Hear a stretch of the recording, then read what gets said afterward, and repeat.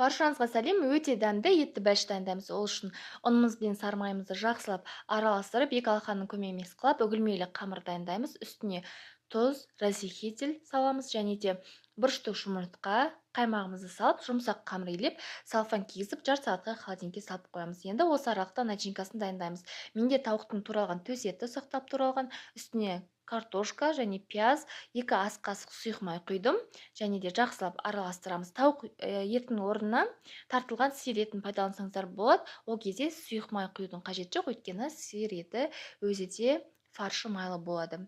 Мінекей қамырымызды, дайын болған қамырды бір бөлігін үлкен, бір бөлігін кіші етіп бөліп аламыз да, үлкен бөлігін астыңғы жағына жайып, бетіне начинканы саламыз. Одан кейін алып қойған кіші бөлігін жайып, бетіне орналастырамыз. Екеуін біріктіреміз шеттерін, одан кейін айналдыра өріп шығамыз.